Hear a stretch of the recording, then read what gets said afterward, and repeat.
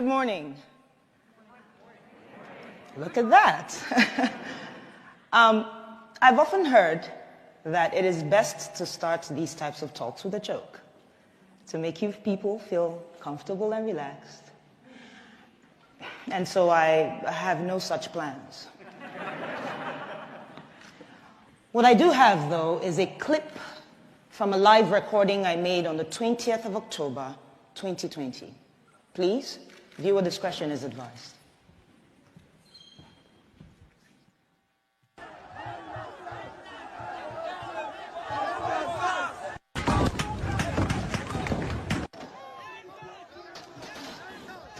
They're shooting us! They're shooting people! Oh my goodness! What's your name? See somebody else. Everybody look at this. These are the bullets that were falling by our side, that were dodging bullets. My name is Obianuju Catherine Ude. Don't worry, you can call me DJ Switch. I'm from Enugu State, which is in the southeast region of Nigeria.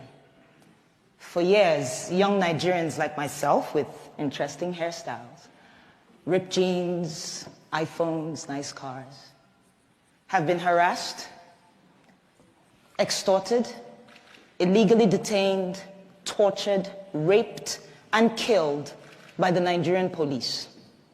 Specifically, a unit of the Nigerian police called SARS. SARS stands for Special Anti-Robbery Squad, and trust me, they truly are a special bunch. A special breed of armed robbers in uniform. A special group and gang of rapists with a badge. A special crowd of murderers with a license to carry a gun. For as long as I can remember, we begged and petitioned the Nigerian government to put an end to this corrupt unit. And to their credit, they complied, or at least it seemed like they complied. First, with the disbandment of SARS in 2016, then again in 2017, 2018, 2019. I know it's an abusive relationship. 2020, and I know we all won't be forgetting 2020 in a hurry. As the coronavirus ravaged the globe, back home in Nigeria, we were more afraid of another type of virus, SARS. On the 3rd of October, a video surfaced online where SARS officers shot a young man and fled with his Lexus SUV. We were outraged. But this was followed by the gunning down of an up-and-coming Nigerian musician. I'm a musician. Could have been me. At this point, the hashtag Endsars was trending all over the world. And thanks to Nigeria's biggest celebrities and artists, influencers who said, enough is enough, it is time we speak up. And so by the 8th of October, the streets of Nigeria were filled with young men and women protesting police brutality, and I was one of them. But it is the 20th of October, 2020, that has brought me here today. On that very horrible day, the Nigerian army, sanctioned by the Nigerian government, stormed the Lekki toll gate. And this is a major roadway in Lagos State, by the way. No warning, no dialogue. Soldiers opened fire on unarmed, peaceful protesters with live ammunition. We cried, we braced, and we started to sing the national anthem, just with the hopes that they recognize we're not their enemy. It made no difference. As I laid on the floor, I remember a young man, he just jumped on top of my body and he was screaming, "Cover her, cover her." I couldn't really make sense of what the whole thing was about. He was struck by a bullet on his lower back.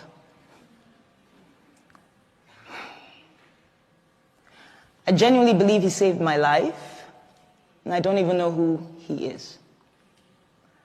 I don't even know why I didn't run, to be honest. At that time, I thought it was the end. And so my instinct at the moment was show everybody what's going on. You're going to die here today. And so I pulled out my phone, went to Instagram, started live broadcasting this madness. Viewers on the live helped us call ambulances, but the soldiers refused the ambulance's entry. And so some of us had to turn into instant surgeons in an attempt to remove the bullet from the leg of a protester. Eventually, the shooting stopped, and we observed that some of the soldiers were picking up their shells, I believe in an attempt to hide evidence of this crime. And so we scampered around to pick the shells that we could find in an attempt to have evidence of this crime. And this was while other soldiers were dumping bodies onto their trucks. They left, and we felt a sense of victory, Some can't really explain it. We were happy and angry, relieved but in pain. But unfortunately, after being on Instagram Live for so long, my phone battery died. Because not too long after, another phase of attack was upon us. But this time it was the Nigerian police. And they came in guns blazing as well. And so we ran. We took the injured to a nearby hospital and the others to a church. The church apparently had been on the live and they had offered us refuge. By the next morning, soldiers raided the hospital looking for me. And I owe a great deal of gratitude and thanks to a friend and colleague who had called me earlier and said, put off the location on your phone and leave that hospital as soon as possible. And so it was barely 15 minutes after I left. But it didn't end there. My boss and his wife got threatening phone calls. I couldn't go home to where I lived because we got reports of strange men lurking around my apartment complex. I haven't gone home, actually, since the 20th of October, 2020.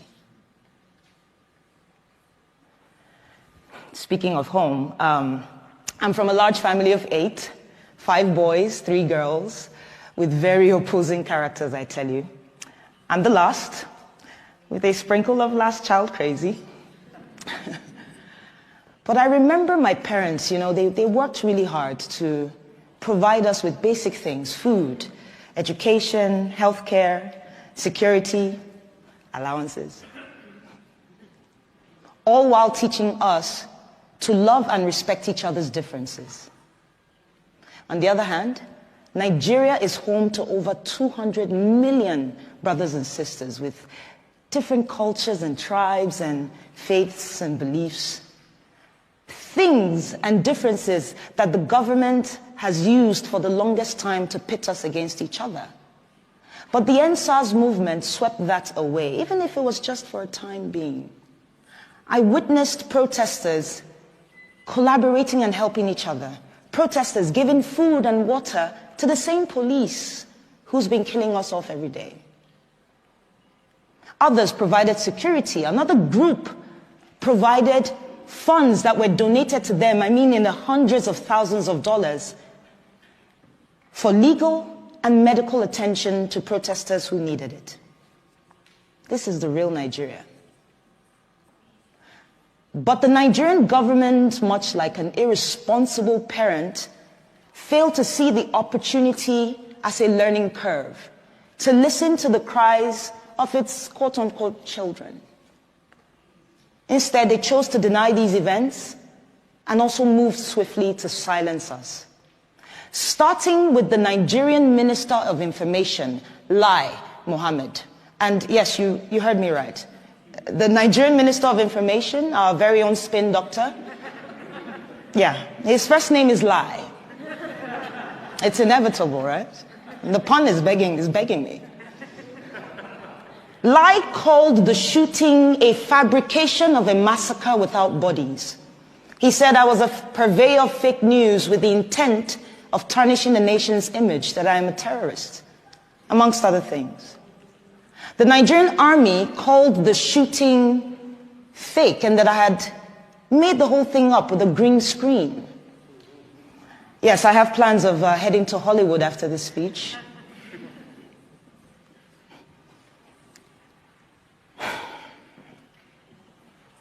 You know, 15 people died on the 20th of October, and not a single government official, police, or army personnel has been brought to book.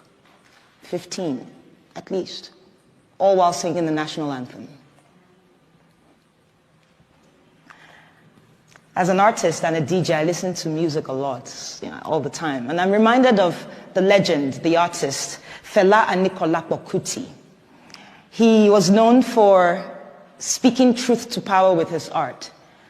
And I'm reminded of his 1977 song titled Zombie. Here, Fela likens the Nigerian military to mindless zombies following idiotic orders. It was relevant then, it is relevant today, and it most likely will be relevant tomorrow, in the future. The same future that they say is in the hands of the leaders of tomorrow. But what we have tomorrow are recycled leaders of today who have failed to provide an enabling environment for young leaders to thrive and contribute. No, but they chose instead to kill us all off, one by one. This might sound outrageous to you, and you might wonder why. And I'll tell you. Our leaders are afraid.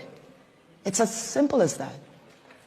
They're afraid of a thinking, an innovative, a collaborative, and a working Nigeria. They're afraid of every young Nigerian who, against all odds, have made it for themselves. They are afraid of a me, the coconut head generation, as we like to call ourselves. We're hard-headed, we're not easily deceived by propaganda, and we stand up to our oppressors. And while we may not do this all the time because wahala no dey finish, as we like to say back home, I think there's a Nigerian in the crowd. Well, what it means, though, is that the problems never end.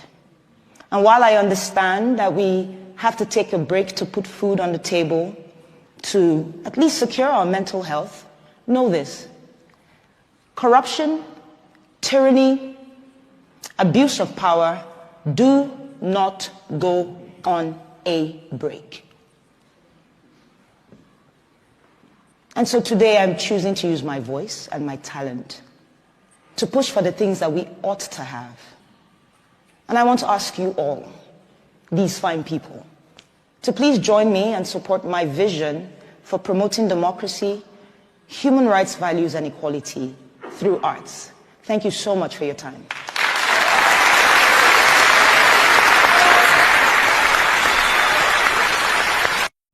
Please don't forget to like and subscribe to my YouTube channel.